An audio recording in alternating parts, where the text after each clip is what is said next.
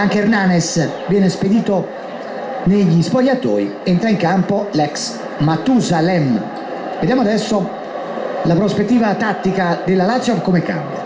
Tanto c'è il Napoli che gioca il pallone con Dossena, per il Poggio Lavezzi, il tocco su Gemaili, contrasto che favorisce Dossena, va sul fondo, ma non riesce a raggiungere il pallone. Comunque applausi per lui perché generosissimo, si impegna sempre, non dice mai no. Guardate lì soltanto quando sa di non poter raggiungere il pallone.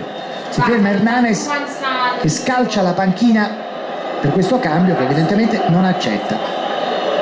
In maniera plateale la reazione del brasiliano Hernanes. Rilancio profondo da parte di Marchetti. Si infiamma il San Paolo, vuole che anche il Napoli faccia lo stesso. Mette giù palla Ronica.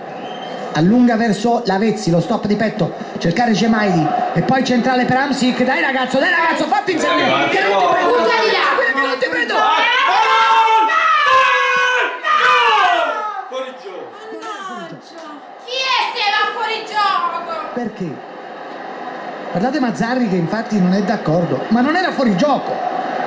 Non era fuori gioco. Non è fuori gioco. Se possiamo rivederlo magari ad una velocità più consona, perché io ho visto Maggio partire da dietro, seguito Sigarato, Mazzarri rabbioso, Napoli che solida rivediamo, non c'è fuori gioco,